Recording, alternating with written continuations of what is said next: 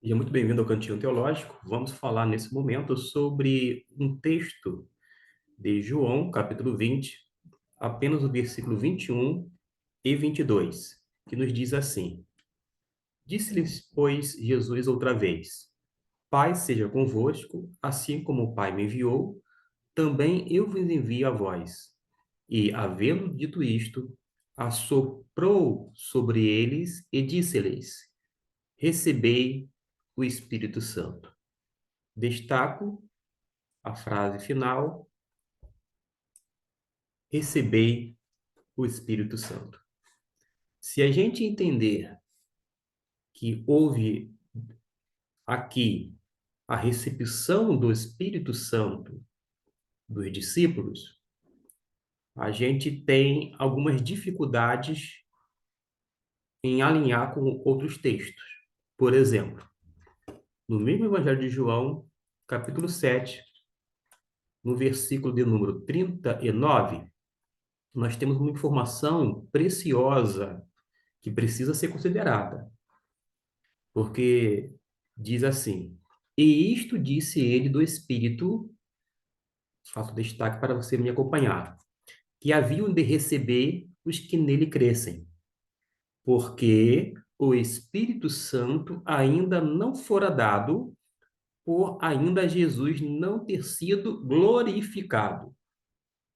O fato de Jesus ter morrido e ressuscitado faz parte, vou dizer assim, dessa glorificação, mas é parcial, porque a glorificação basicamente se dá justamente com a ressurreição e ascensão aos céus, porque ele voltaria para o Pai. O texto, segundo o próprio evangelista João, é claro, o Espírito Santo só seria dado após a glorificação ou depois desse momento da parte de Cristo Jesus. De modo que quando a gente volta para o capítulo de número 20, nos versículos 21 e 22, nos detendo no versículo 22, porque diz: E havendo dito isto, assoprou-lhe sobre eles e disse-lhes. Algumas Bíblias reportam ao fato de Deus, lá em Gênesis, soprar nas narinas do homem e traz aquela lembrança. Lá, o homem se tornou alma vivente.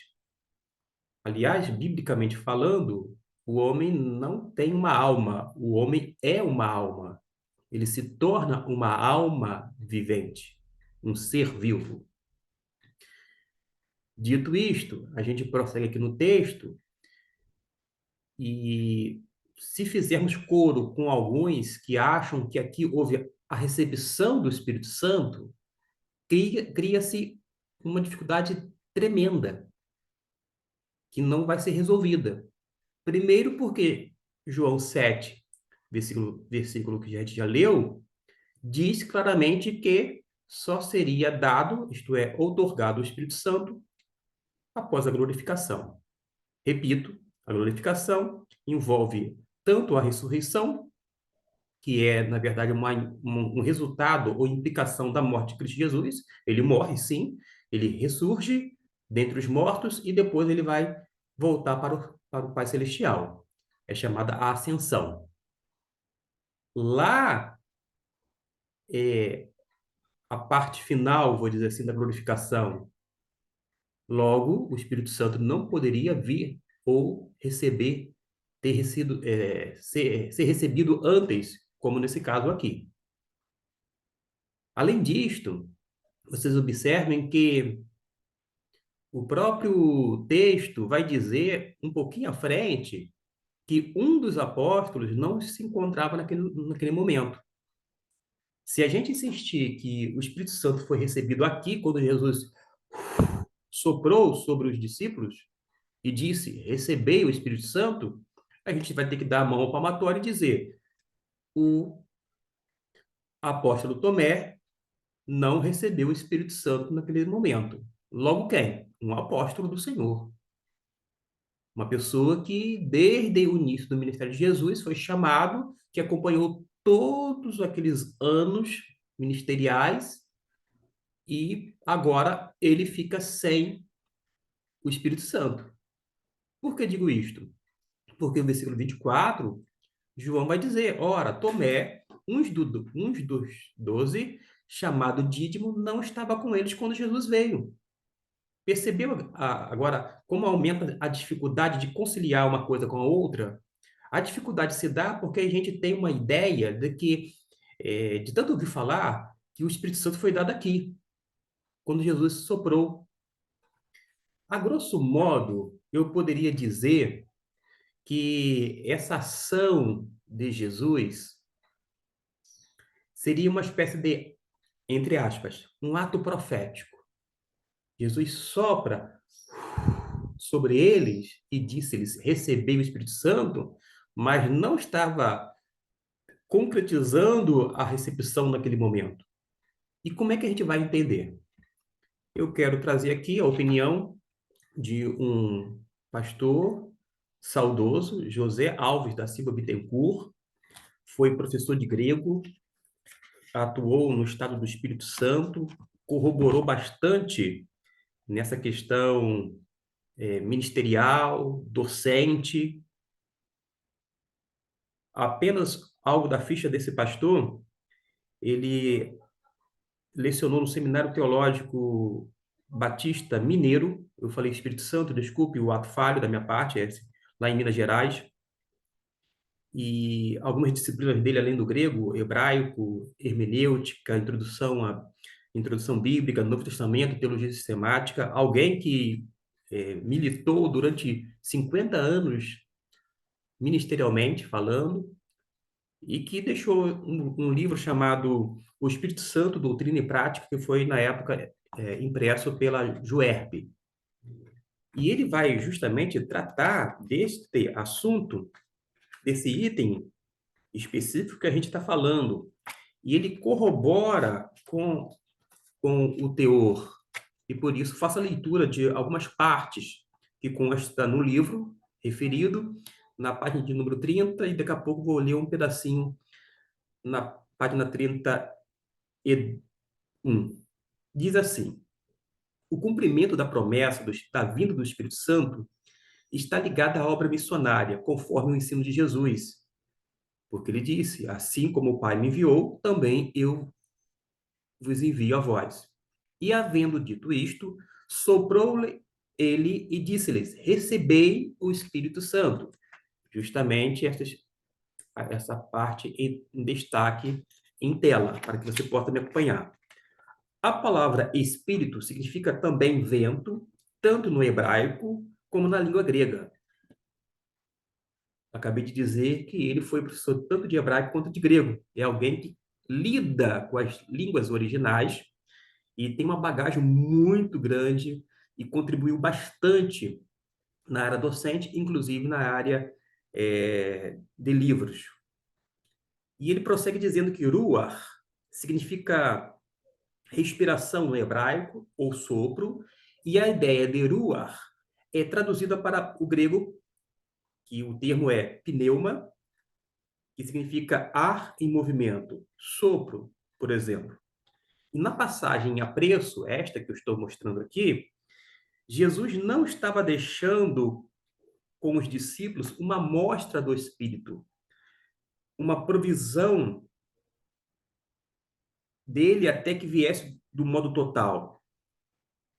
No símbolo do vento, que o soprar sobre eles produziu, o mestre estava fazendo com que ele se lembrasse da promessa.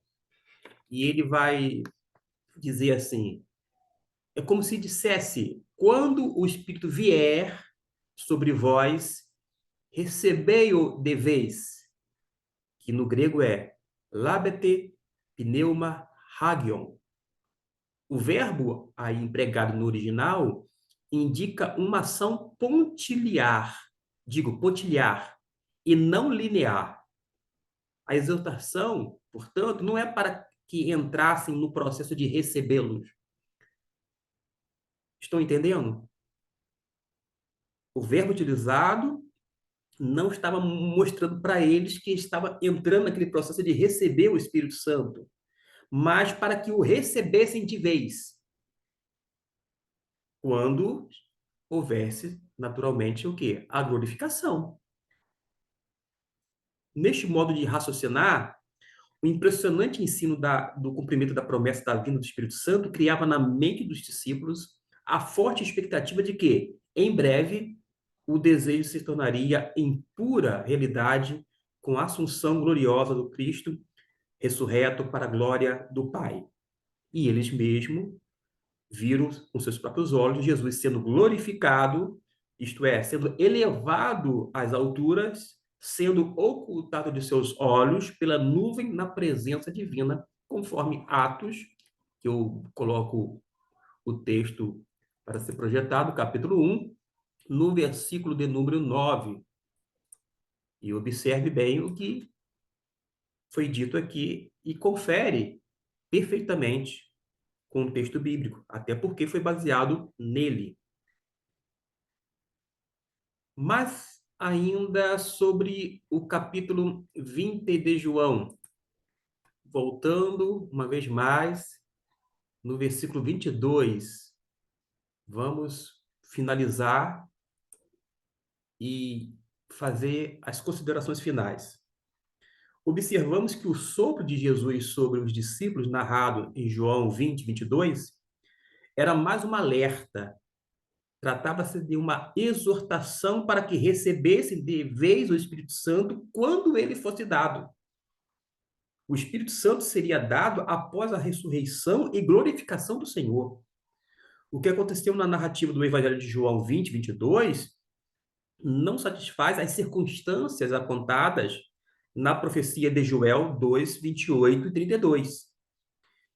E, por outro lado, Jesus não havia sido ainda glorificado, o que era um pré-requisito para o cumprimento da promessa, conforme a gente fez a leitura aqui de João 7, versículo 39. Porque o Espírito Santo não fora dado por ainda Jesus não ter sido glorificado.